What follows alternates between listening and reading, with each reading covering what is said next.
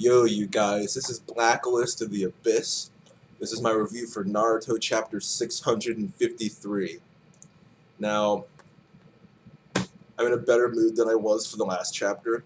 I was kind of expecting Talk No Jutsu, everyone was, so this time I wasn't just disappointed. I saw it coming, so the ratings automatically going to be better just because I knew what was going to happen. But, pretty much the entire chapter is Talk No Jutsu. That's it. Incredibly simple. Just Talk No Jutsu.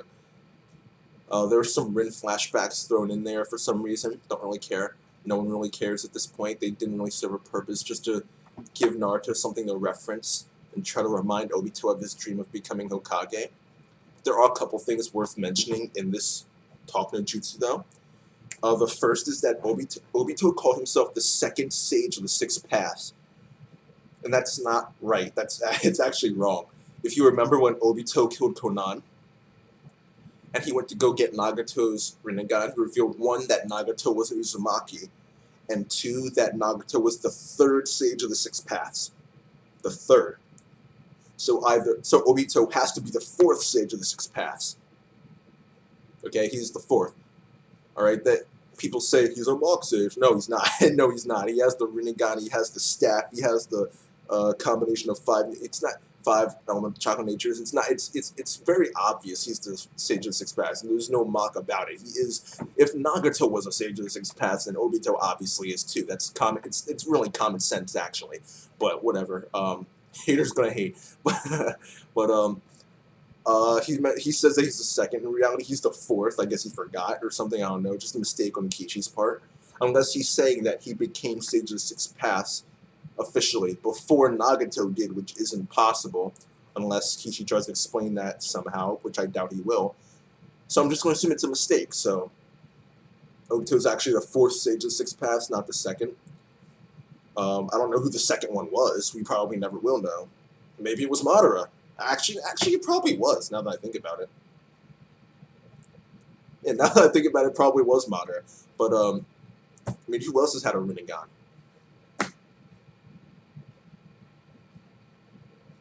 And no one's coming to mind. It was probably Madara. Actually, now that I think about it, but yeah, there was that. Yeah, the Rin flashbacks. Mentioned that, and there was one other thing that I wanted to bring up, and that's Naruto. He's talking about back when Obito was having that mental battle with the Ten Tails, and he remembered Kakashi, Rin, and Minato, and Naruto's talking about that, and he's saying that, you know, back then you remembered them because you didn't really want to forget who you are. You know, you wanted to retain the essence of your being or whatever, some stupid crap. And he's like, "Am I wrong?" And the answer is, yes, he is wrong. Okay, it doesn't really matter whose side you are on this. You could think that Obito is doing everything for Rin, or you could think that he's doing it to eliminate the flaws of the ninja world and create peace. It doesn't really matter, because either way, Naruto is still wrong. If you're on the side that thinks that Obito is doing it for Rin, then the reason he thought of them was because he's doing it for Rin. Not because he's trying to maintain the essence of his being or anything like that. Okay? And if you think that he's doing it for the flaws in the ninja world, then he wasn't thinking of Rin and Minato and Kakashi because he's trying to remember the essence of whatever, remember himself.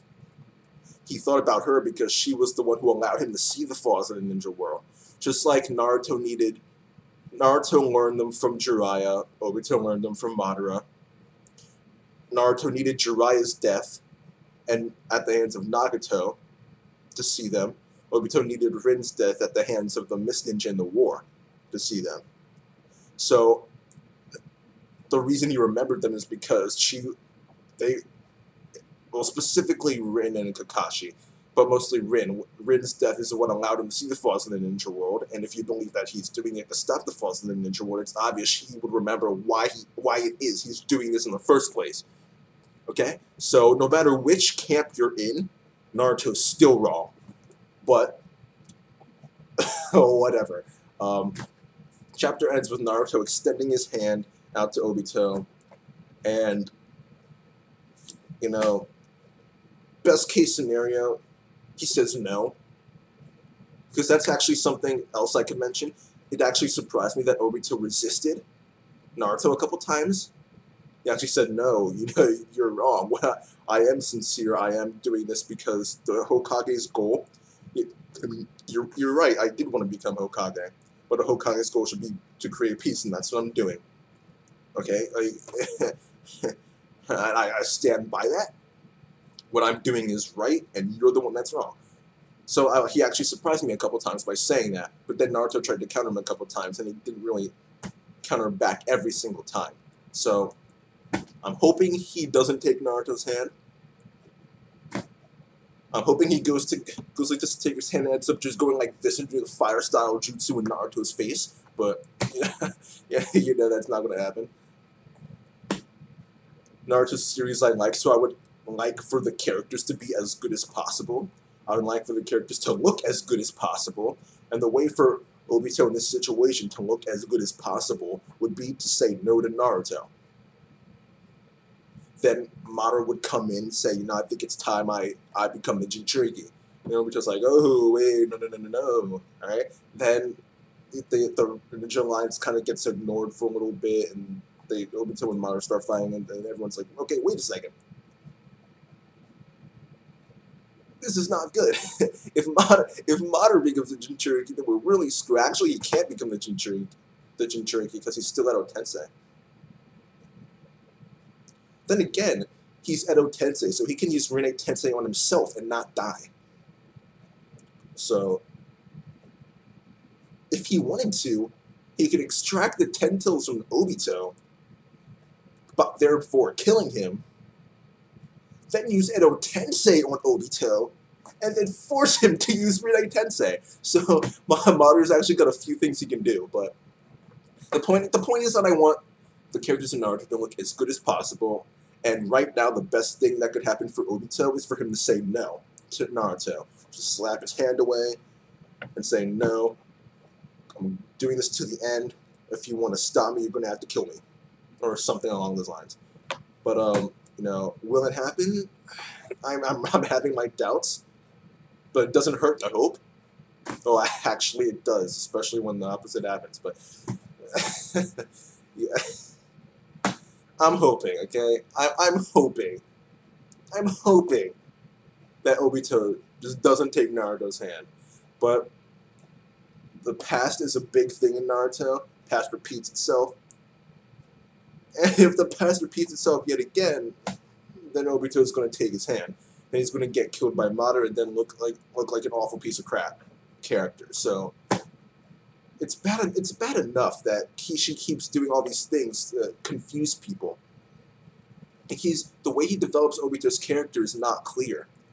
He'll have Obito say one thing, he'll come out and say he's not doing it for Rin, but then he'll have a flashback of Rin like a couple chapters later. Kishi keeps contradicting himself, and it confuses people, and then they don't know which one to believe, so they just choose to believe the one they want to believe. And since people are disappointed about Toby's reveal as Obito, they just choose the one that lets them hate Obito. But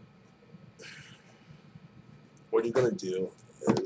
Past mistakes can't really be corrected that easily at this point. So all I can do is hope that Obito doesn't take Naruto's hand. Try to salvage the situation at least. But yeah, that's it for this review. It's actually longer than I thought it'd be. Jesus Christ. Nothing happened in the chapter. How'd I talk for 9 minutes? Anyway. Now